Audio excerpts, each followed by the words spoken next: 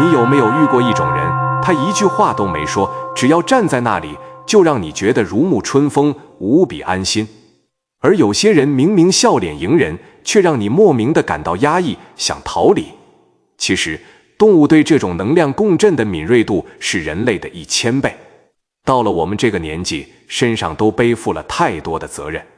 为了生活，我们习惯把真实的挫折、愤怒与疲惫往肚子里吞。我们总觉得只要不发脾气，自己就是一个好人。但这些长期积压的负面情绪和执念，其实正在悄悄污染你的磁场。它变成了一股浑浊的黑气，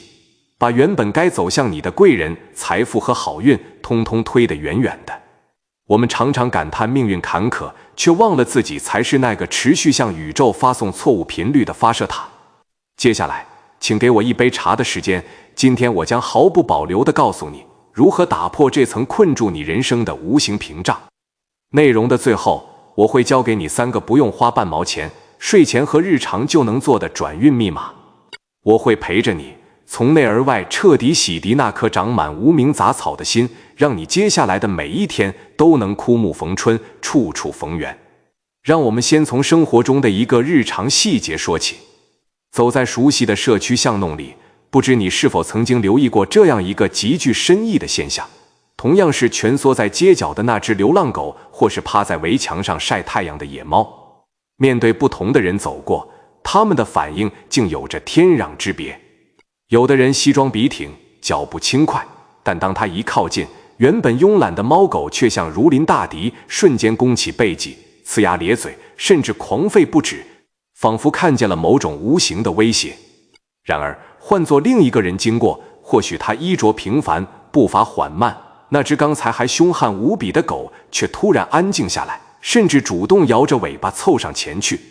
温驯地在他脚边打转。面对这样的差异，我们习惯用常理去解释，或许会想，是不是第一个人身上带有什么刺鼻的香水味，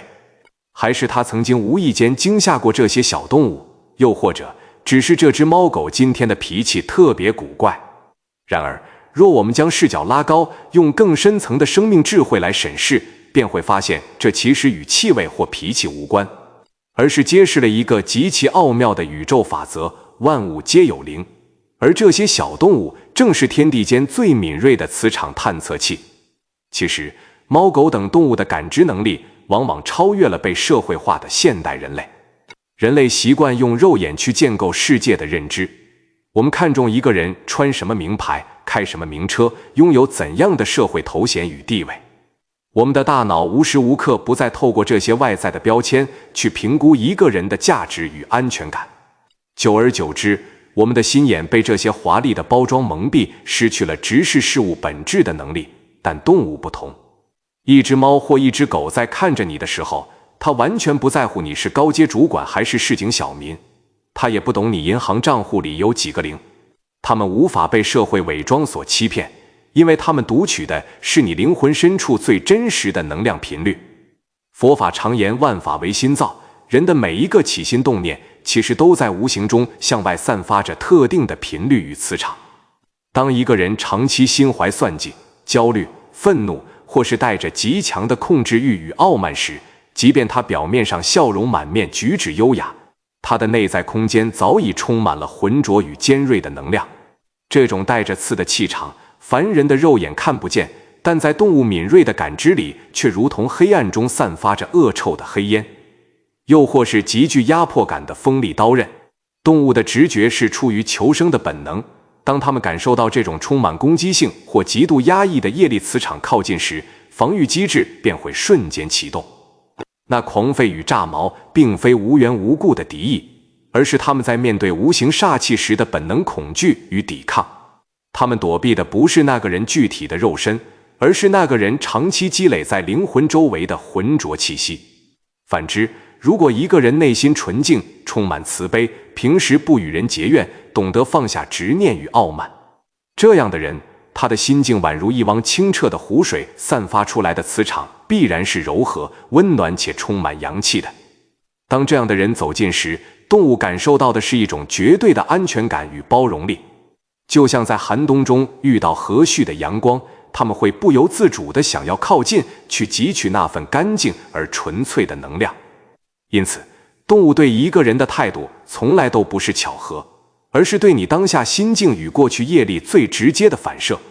它们就像是一面未经雕琢的纯净明镜，无情且真实地照出了我们褪去所有社会身份后，连自己都未曾察觉，甚至不敢面对的真实面貌。我们总以为自己隐藏得很好，以为只要不说出口，不付诸行动，那些深藏在心底的幽暗念头便无人知晓。但事实上，宇宙的因果网络无处不在，你的每一次嫉妒，每一分贪婪，每一丝傲慢，都在悄悄改变着你的磁场，进而影响着你与周遭万物的共振关系。这就是为什么有些人在生活中总是觉得处处碰壁，人际关系充满摩擦，甚至连路边的野狗都要对他多吠2声，而有些人却能处处逢源，常遇贵人，甚至连花草树木在他们身边都生长得特别茂盛。这一切的根源不在于外在的运气，而在于那看不见、摸不着，却又无时无刻不在作用的心之磁场。了解了这个底层逻辑，我们便有了一把重新审视自我人生的钥匙。那些对你狂吠的动物，或许正是天地派来提醒你的使者，让你停下脚步，往内关照，究竟是哪里升起了无名之火？又是什么执念，让自己的灵魂变得如此沉重与浑浊？在深山之中，有一座历史悠久的古老禅寺。这座寺庙隐没在苍翠的松柏之间，终年云雾缭绕，远离了尘世的喧嚣。寺庙的后院有一方由天然涌泉汇聚而成的放生池，池水清澈见底，冬暖夏凉。池里养着一群不知活了多少年岁的百年锦鲤，它们的鳞片在阳光下闪烁着如金似玉的光泽。这些锦鲤世世代代听着寺里的晨钟暮鼓，伴着僧人们低沉的诵经声与袅袅升起的檀香，早已不是普通的鱼类。它们的感知能力被这方清净的磁场无限放大，对于天地间气场的流动有着极其敏锐、近乎神奇的直觉。对于走进池边的人长什么模样、穿什么衣服，他们完全不在意。他们用以辨识来者的是那个人灵魂深处散发出来的能量共振。这方看似平静的池水，就像是一面未经雕琢的3面照妖镜，无声地映照出凡人极力隐藏的真实面目。初夏的午后，山寺迎来了当地首富张员外。他穿着极为讲究的丝绸长袍，满脸堆着和蔼笑容，在随从簇拥下缓步来到放生池边，准备用重金买来的顶级鱼饵好好赏玩一番。然而，当他的脚步刚踏上池边青石板，不可思议的事发生了。原本悠游的锦鲤仿佛感受到极度危险，瞬间惊恐逃窜，激起凌乱涟漪，全数躲进池底最深处的石缝里。张员外脸色微沉，大把撒下昂贵鱼饵，但锦鲤宁可挨饿，也绝不靠近半步。为什么？因为在锦鲤的感知里，张员外虽外表光鲜，满嘴仁义，但他积累财富的手段却充满剥削与残忍。他放高利贷逼得乡民家破人亡，心底积压着极端自私与贪婪的毒素。这些沉重的业力在他周围形成了一股粘稠、带着血腥味的暗黑磁场。当他靠近时，这股极具压迫感的浑浊之气让纯净的生灵感到窒息与恐惧。锦鲤躲避的不是鱼饵，而是他灵魂深处令人作呕的贪婪。隔了几日，池边来了进京赶考的王书生，他一表人才，浑身散发读书人的儒雅。他没有做过伤天害理的恶行，独自走到池边，带着几分才子的傲气，轻轻将碎馒头投入水中。这一次，锦鲤没有惊恐逃命，但反应同样令人发毛。所有鱼群仿佛被施了定身咒，缓缓沉入池底，僵直身体一动也不动。他们拒绝进食游动，整个池子的气氛瞬间降至冰点，仿佛一池死水。王书生看似无害，但自视甚高，内心充满对童总的嫉妒与算计，每天盘算着如何踩着别人往上爬。这种强烈的嫉妒与控制欲，让他的磁场变得如同冰锥般寒冷且充满锐气。这股微细的邪气带着排斥一切生机的冰冷。锦鲤感受到这充满对立的频率，生命能量本能地进入了休眠与自我保护状态。直到深秋清晨，一个住在后山的老樵夫挑着柴火来到池边，他一字不识，穿着打补丁的粗布衣裳，中年劳作的双手长满厚厚老茧。他没戴鱼饵，也没赏鱼的雅致，只是放下柴担，缓缓蹲下身，将那双粗糙的大手探入微凉的池水中，想洗去汗水与泥污。就在指尖触碰水面的刹那，奇迹出现了。原本沉在水底的百年锦鲤，仿佛受到某种极其温暖的召唤，轻盈地浮出水面。它们争先恐后地朝老樵夫的双手游来，数十条锦鲤在水面交织回旋，全数簇拥在他掌心周围，宛如一朵在秋水中盛开的巨大莲花。它们无比安心地用柔软嘴唇轻轻啄吻樵夫粗糙的指节，依恋着世间最纯净的气息。老樵夫什么也没做，不懂佛理，也不念经，但他拥有一颗如白纸般干净的心。他一生不贪图外物，不嫉妒攀比，更没有控制万物的傲慢。他顺应自然，对一草一木心存敬畏，这纯粹的善意便是世间最高级的磁场。这样一颗毫无造作、彻底透明的心散发出来的磁场是极致柔和、纯阳且充满生机的。在锦鲤的眼中，老樵夫不是一个高高在上的人类，而是一阵和煦的春风，是一抹清晨的阳光。动物最懂得趋吉避凶，当它们遇到这样毫无煞气、毫无棱角的纯净灵魂时，只会本能地想要亲近，想要依靠。我们终其一生都在努力修饰自己的外表，经营自己的人设，试图向世界证明自己的价值。但宇宙的法则是绝对公平的。这方禅寺的池水，这群百年的锦鲤，用最真实的反应告诉了我们一个残酷却也最慈悲的真相：你心底装着什么样的念头，你的周围就会形成什么样的磁场。你可以用华丽的言辞欺骗众生，却永远无法欺骗天地间无形的能量共振。各位朋友，听完了刚才那段深山古寺里三面照妖镜般的百年锦鲤故事，不知道你现在的心里是不是也跟着泛起了一丝丝的震撼与涟漪？或许你现在正对着荧幕默默点头，心里想着，没错，那些贪官污吏、奸商恶棍本来就一身黑气，连水里的鱼都怕他们，这就是现世报，这叫恶有恶报。但同时，你的心底深处可能也慢慢浮现出一个极度无奈，甚至带着几分委屈的疑问。你会问，大师，你说的那些我都懂，可是我这辈子清清白白，从来没有做过什么杀人放火伤天害理的坏事。我每天辛苦上班赚钱，下班还要拖着疲惫的身体赶回家煮饭照顾老小。我平时省吃俭用，不偷也不抢，过马路时看到老人家还会顺手扶一把。我自认是个安分守己的超级好人，可是为什么我的命运还是这么坎坷？为什么我在办公室里总是莫名其妙被主管刁难，被同事背后捅刀？为什么我为这个家毫无保留地付出了一切，老公老婆却对我冷言冷语，孩子也总是把我当仇人看？为什么我总是觉得人际关系卡卡的，好像走到哪里都有一堵无形的墙挡着我？好运永远轮不到我，倒霉的事却总有我的份。各位，如果你也有这样的感叹，今天我必须要狠下心来，轻轻地敲醒你。接下来我要说的话，可能是一句会让你觉得有些刺耳，但却能彻底翻转你下半辈子命运的真话。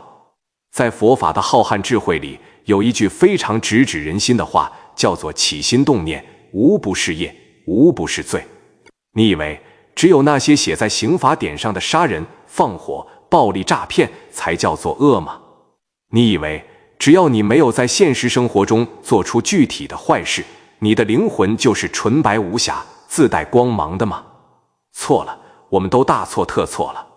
宇宙间的能量场，或者我们常说的因果风水局，其实藏着一种极度微小、渗透力极强却又深不见底的毒素。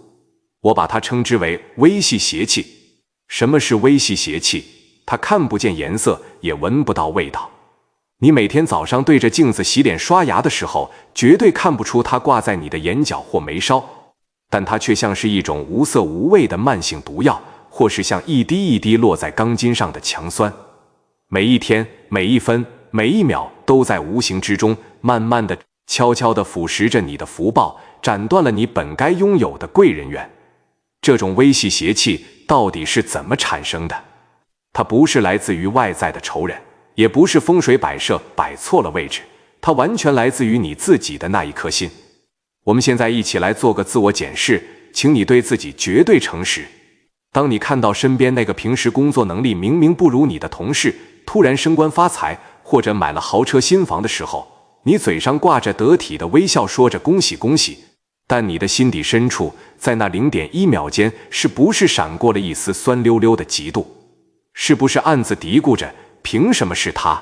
他只是运气好吧，拍马屁的功夫厉害而已，有什么了不起？当你辛苦了一整个晚上，煮了一桌好菜，家人却随口嫌了一句今天的汤好像有点太淡了，你是不是瞬间火冒三丈，心里充满了怨恨，觉得自己就像个没人疼没人感恩的免费台佣，一整个晚上的脸色都难看至极。当你在教导孩子写功课时，一道简单的数学题孩子怎么教都教不会，你是不是用一种极度不耐烦，甚至带着强烈大人优越感的口吻对着他大吼，你脑袋到底在想什么？你怎么这么笨？我怎么会生出你这种小孩？各位，就是这些日常生活中微小的嫉妒、不甘心、怨恨，还有那种自以为是的傲慢与想要控制一切的执念。在佛教里，这叫做心所法中的烦恼障。每当你的心底升起这样一个负面的念头，哪怕只有一刹那，哪怕你根本没有把恶毒的话说出口，你的灵魂深处就已经向这个浩瀚的宇宙发射了一道极度锐利、充满排他性与压迫感的黑色电波。我们把人的心比喻成一台超级强大的宇宙信号发射器，你心里想什么，你就在往四面八方发射什么频率。当你的心里常年塞满了我比你强，你必须听我的，这个世界对我太不公平的念头时，你发射出去的就是一种充满对立、充满战斗与防御状态的刺耳频率。日积月累下来，这些微细的邪气就会在你的身体周围凝结成一层厚厚的、肉眼看不见的刺。你整个人在能量场的世界里，早就变成了一株长满尖刺、拒人于千里之外的仙人掌。你试想一下，一株随时准备扎人的仙人掌走在路上，谁敢靠近？那些对能量极度敏感的猫狗，远远的就感受到了你身上那股紧绷、焦躁，甚至带着怨毒的频率，它们当然会觉得极度不舒服，甚至感觉到生存受到了威胁，它们本能的就会对你狂吠，或者夹着尾巴远远逃跑。动物躲的不是你的肉身，而是你那充满煞气的灵魂。连没有心机的动物都避之唯恐不及了，更何况是人呢？你身上这层无形的刺，会让那些原本可能提拔你、帮助你的贵人，在靠近你的瞬间，潜意识里感受到一种莫名的压力与不对劲，于是他们默默地收回了伸出的手，转身离开。而你每天散发出抱怨与愤怒频率，恰恰就会吸引宇宙中那些同样充满怨气、喜欢算计的小人来到你的生命里，跟你产生极其强烈的负面共振。这就是为什么你明明没做什么大坏事，却总是倒霉，总是被辜负的底层逻辑。因为你的心之磁场早就被你自己日常生活中一点一滴积累的微细邪气给污染了。你用充满防御、攻击和算计的心去对待世界，世界当然只能回敬你满身的伤痕与冷漠，这是一种非常隐蔽的傲慢。我们总是用社会道德的最低标准来要求自己，觉得我没犯法，我没打人，所以我就是个好人，却忘了用灵魂的最高标准来检视自己的内心。我们太容易把目光放在别人的缺点上，拿着放大镜去挑剔这个世界的不完美，却从来不愿意拿一面明镜，好好的、诚实的照一照自己那颗早已长满无名杂草的心。但是，各位朋友，不要害怕，也不要因此感到气馁。既然今天我们把这层隐形的纱窗给捅破了，知道了病根究竟在哪里，我们就有方法可以对症下药。佛家常说放下屠刀，立地成佛，这句话里的屠刀指的从来不是那把会流血的铁刀，而是你心里那把割伤自己也刺伤别人的执念之刀。可是要把这种深植在骨子里的傲慢与控制欲连根拔起，这个过程就如同中医里的刮骨疗毒一般，是非常痛的。因为你必须亲手打碎那个你最在乎的面子，必须一层一层剥下那个名为自我的坚硬外壳。要如何将这一身带刺的仙人掌磁场彻底转化为能够吸引世间万物、吸引极大福报与好运的纯阳磁场呢？为了让大家更具体、更深刻地明白这种心念转化的力量究竟有多么震撼，接下来我要跟你们分享一个发生在台湾早期、老一辈人都耳熟能详的真实历史公案。这不是什么遥远的东方神话，而是一位我们台湾民众极为敬重的得道高僧水果师广钦老和尚。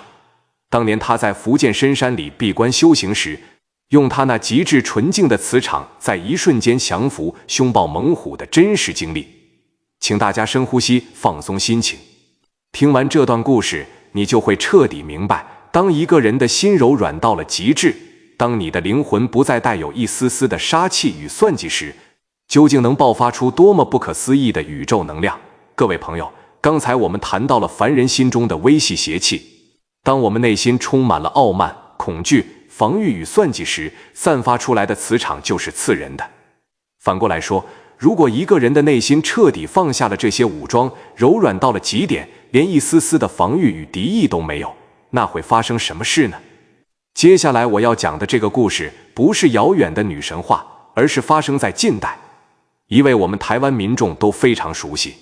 极其敬重的高僧，被大家尊称为水果师的广钦老和尚的真实经历。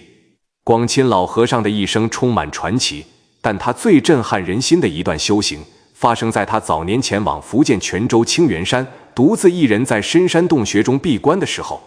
清源山的深山老林，平时人迹罕至，杂草丛生，到处都是毒蛇猛兽。当时尚未出名的年轻广钦老和尚，带着简单的干粮，找到了一个宽敞干燥的山洞，便在里面盘腿打坐，日夜修行。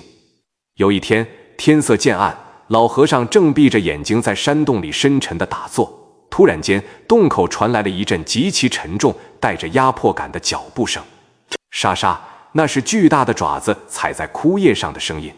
紧接着，一股浓烈刺鼻的腥风夹杂着野兽粗重的喘息声，直扑老和尚的面门。老和尚微微睁开眼睛一看，洞口赫然站着一只体型庞大、斑纹斑斓的野生猛虎。那只老虎一双闪烁着凶光的金色瞳孔，正死死地盯着老和尚。各位，请你们现在闭上眼睛，把自己带入那个情境。如果你一个人在深山里，手无寸铁，眼前不到3公尺的地方站着一只饥肠辘辘的野生老虎，你会怎么样？凡人的第一反应绝对是极度的恐惧，你的肾上腺素会狂飙，心跳加速，大脑会疯狂闪过我要被吃掉了，我要怎么逃命，有没有东西可以当武器的念头。在因果磁场的世界里，这种极度的恐惧与求生欲其实会在一瞬间爆发出极强烈的抗拒与防御能量，而这种紧绷的气场在老虎的感知里就是一种挑衅，会瞬间激发野兽猎杀与攻击的本能。但是广钦老和尚当下的反应是什么？他没有尖叫，没有抓起石头，他的心跳甚至连一拍都没有加快。在他的心里，没有我是一个快要被吃掉的人，也没有这是一只吃人的可怕怪兽。在他的眼中，这只猛虎就只是一个在6道轮回中受苦、充满无明与业障的众生。老和尚的心中没有一丝一毫的恐惧，也没有一丝一毫的防备。他散发出来的磁场就像是一片无边无际、平静无波的汪洋大海，充满了极致的慈悲与柔软。他静静地看着老虎，脸上浮现出温和的微笑，用极其平静、充满温度的声音对老虎说：“阿弥陀佛，你来了。这个山洞本来是你的地盘吗？如果是的话，没关系，老僧把这个地方还给你，我这就离开，让你好好休息。”说完，老和尚真的准备起身让出山洞。就在这个瞬间，奇迹发生了。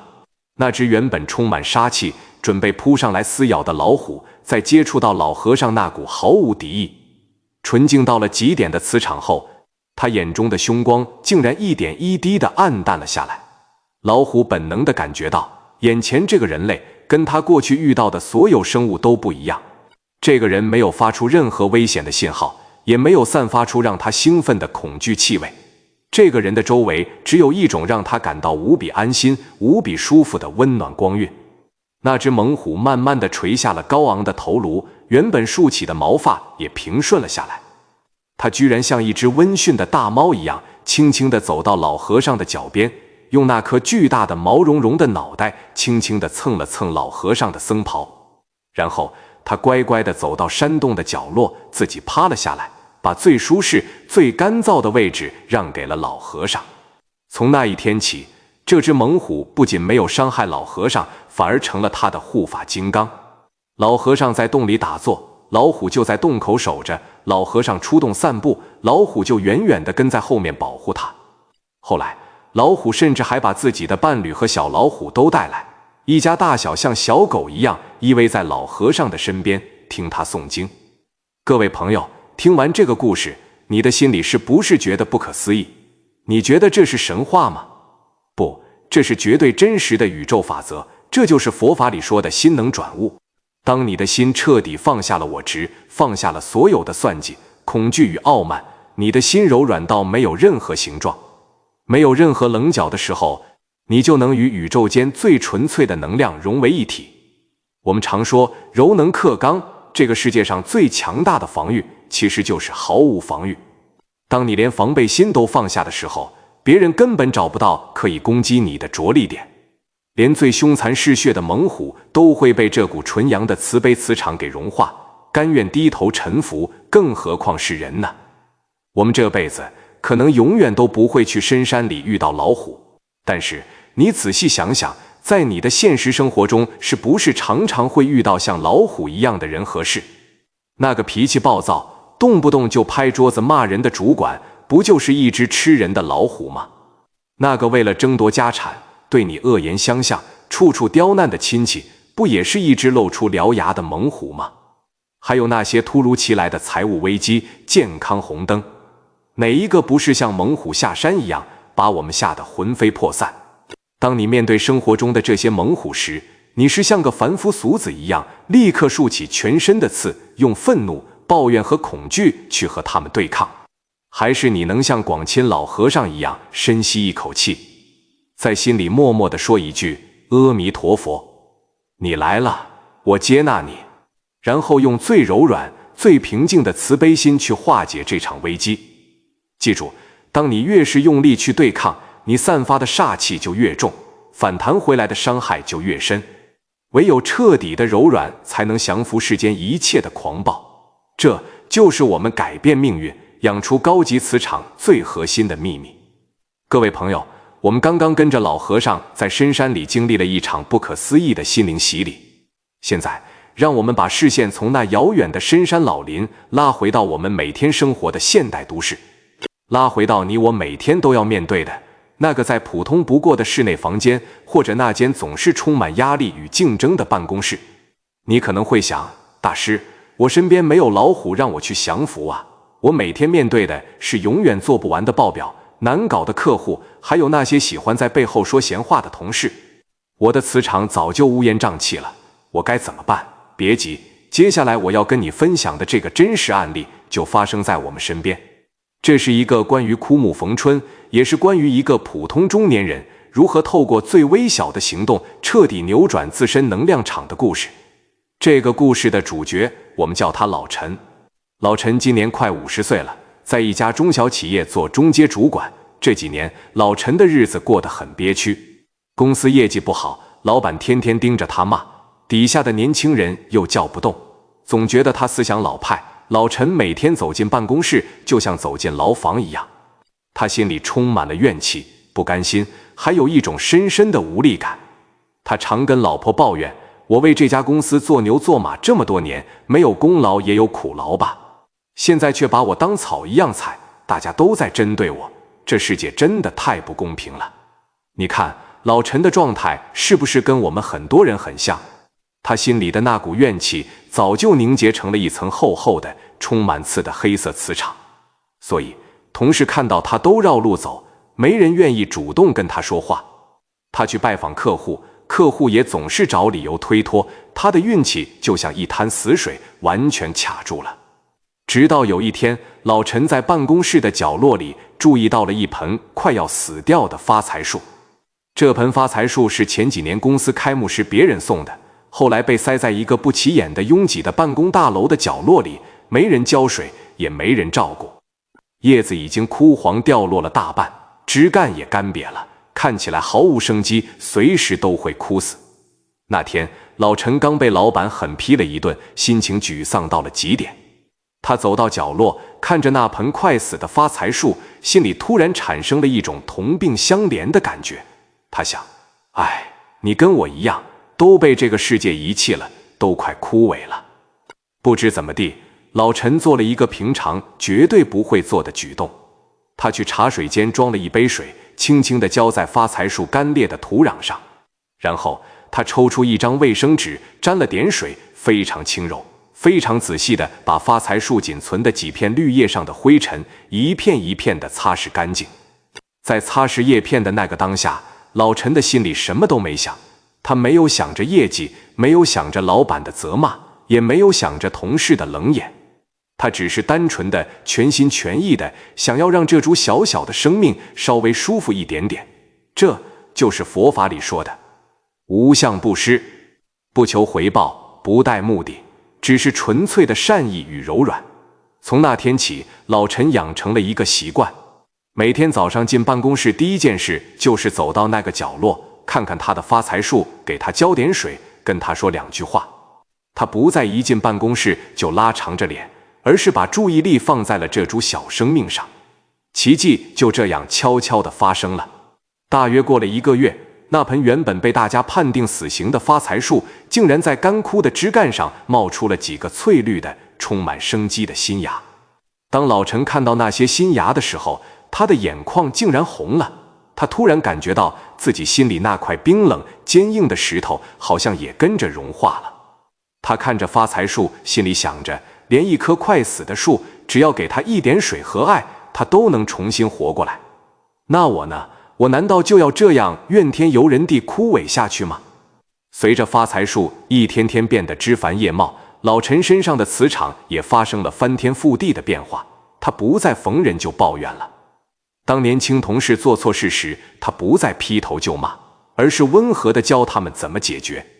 当老板又发脾气时，他不再觉得是在针对自己，而是能体谅老板背后的压力。他的心变柔软了，身上的那层刺消失了。结果你猜怎么着？因为他的磁场变干净了，变温暖了，周围的人自然而然就感受到了。原本躲着他的同事开始主动找他讨论问题，以前推脱的客户突然打电话来下了一笔大订单，甚至连老板都私下跟他说，老陈啊，你最近变沉稳了，这个新专案就交给你来带吧。各位朋友，老陈去算命了吗？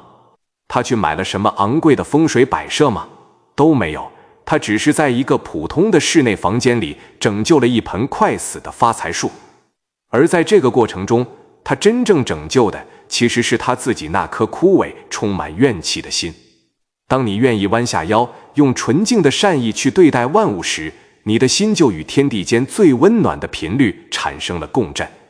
这股力量能让枯木逢春，当然也能让你的人生迎来意想不到的贵人与转机。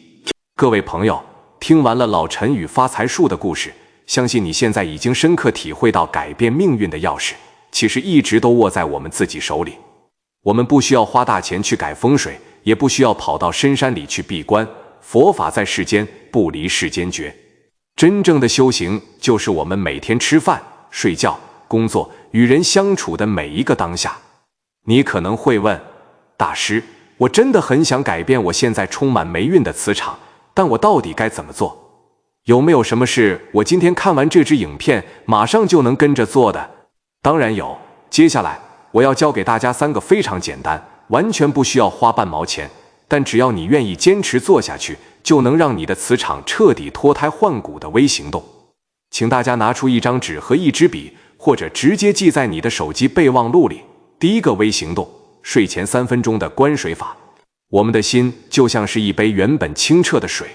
白天我们在外面奔波，遇到了不讲理的奥客，被同事找茬，在马路上被别人按喇叭，这些愤怒、委屈跟焦虑就像是一把又一把的泥沙，不断地被丢进我们的心里。到了晚上，这杯水早就变得无比浑浊了。如果你带着这杯浑浊的水去睡觉，你的睡眠品质一定很差，而且这些充满怨气的泥沙会在你的潜意识里不断发酵，让你的磁场变得越来越重。所以，从今天晚上开始，当你躺在床上准备睡觉时，请你给自己3分钟的时间，闭上眼睛，想象你的心就是一杯原本浑浊的水。现在，你安静地躺着，什么都不做，什么都不想。你只要在心里默默地看着这杯水，想象水里的泥沙，随着你绵长而缓慢的呼吸，一点一滴地慢慢沉淀到杯底。有人今天骂了你，沉淀下去；今天工作出了差错，沉淀下去。不要去跟这些念头对抗，就是看着它们沉淀。3分钟后，想象水面上只剩下最纯净、最透明的清水。这时候，你再安心地入睡。每天把心灵的垃圾清空，你的磁场自然会变得轻盈透亮。第2个微行动，每日1次的口吐莲花。你知道在这个世界上传递能量最快的方式是什么吗？就是我们的语言。当你每天抱怨、批评、说别人的八卦时，你就是在往外吐黑水，这些黑水最后都会溅回到你自己身上。相反地，一句真诚的赞美却能瞬间点亮别人的心，这就是最强大的正向共振。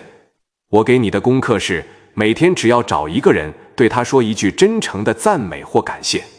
这个人可以是你的伴侣、你的孩子，也可以是每天帮你结账的超商店员，甚至是社区里的清洁阿姨。注意哦，不是虚情假意的拍马屁，而是真的去看见别人的好。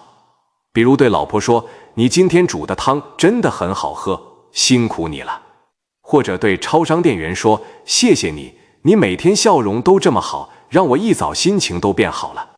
当你写出这些话的瞬间，你其实就是在进行最直接的法布施。你送出了一份温暖，宇宙的回音绝对会把加倍的好运与贵人带回到你的生命里。第3个微行动，放下执念的护生练习。我们凡人最大的痛苦往往来自于控制欲。我们希望小孩听话，希望天气好，希望一切都在我们的掌控之中。这种紧绷的控制欲就是切断善缘的锐利刀刃。要练习放下控制欲，培养柔软心，最好的方式就是从日常的护生做起。明天出门时，如果你在人行道上看到一只挡路的蜗牛，或者一条正在搬家的毛毛虫，请你忍住一脚踩下去的冲动，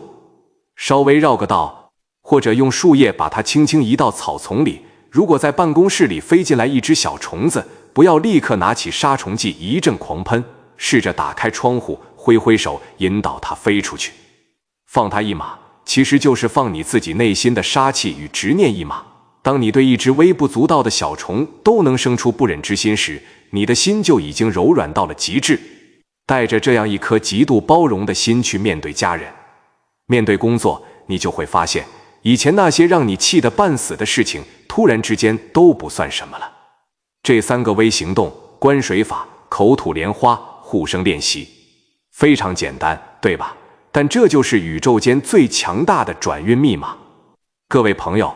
我们今天的这趟心灵探索之旅走到这里，即将画上一个圆满而温暖的句号。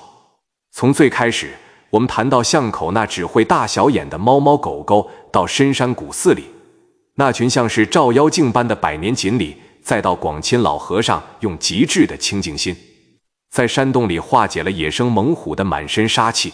最后，我们把视线拉回现代，看到了老陈是如何在一个再普通不过的室内房间里，因为对一盆枯萎发财树不求回报的善意，最终迎来了自己人生的枯木逢春。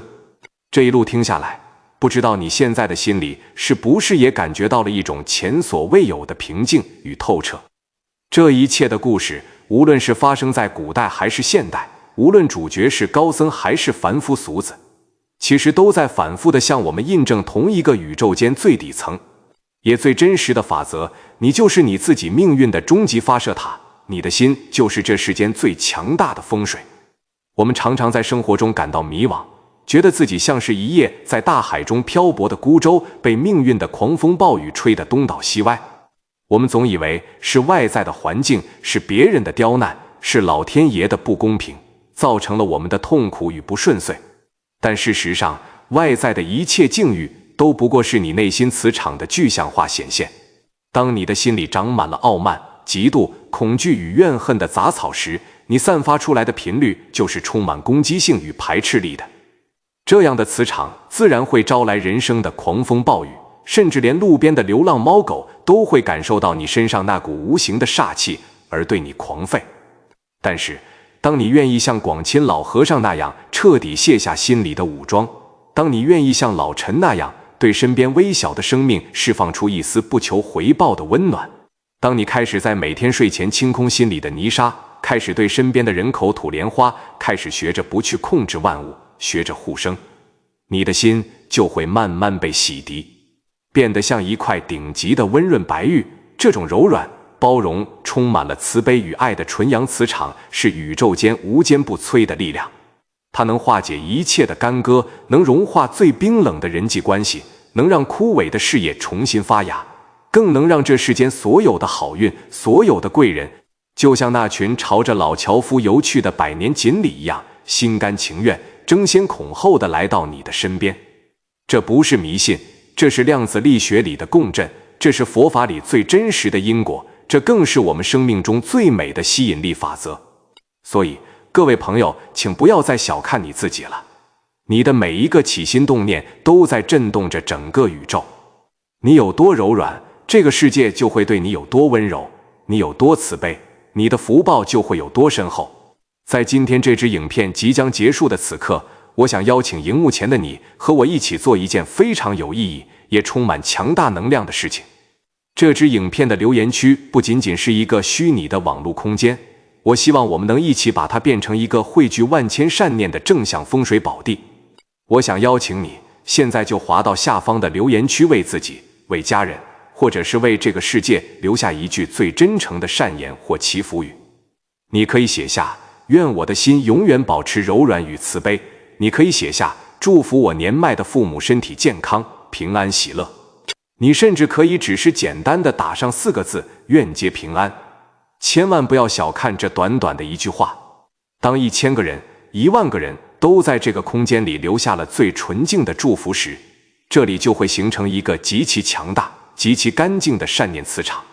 每一次你回到这里，每一次有新来的朋友看到你的留言，你们之间就会产生一次美好的心灵共振。这就是最简单也最不可思议的法布施。